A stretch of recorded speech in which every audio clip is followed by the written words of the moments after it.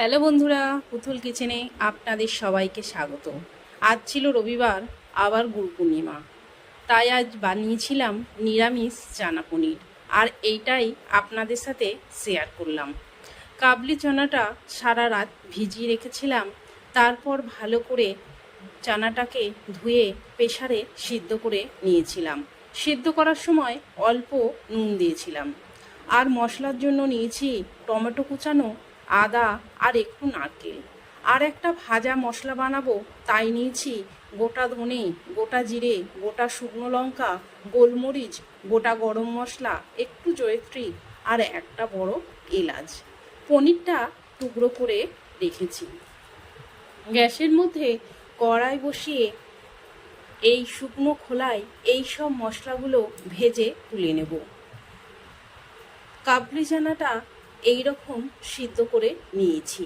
এবার কড়াইয়ে অল্প তেল দিয়ে টমেটো, নারকেল আর আদা দিয়ে এই মশলাটা ভেজে নেব।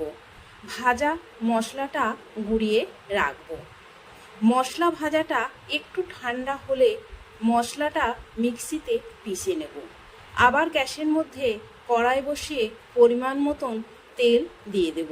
তেলটা গরম হলে মশলার পেস্টটা দিয়ে হলুদ গুঁড়ো, কাশ্মীরি লঙ্কা গুঁড়ো দিয়ে ভালো করে কষিয়ে নেব।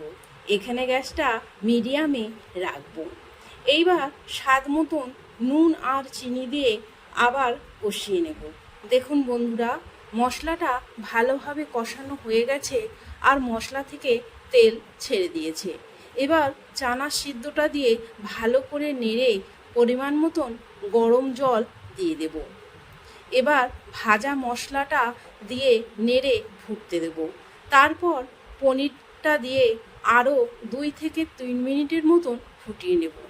আর একটু ভাজা মশলাটা দিয়ে নেড়ে নামিয়ে দেবো।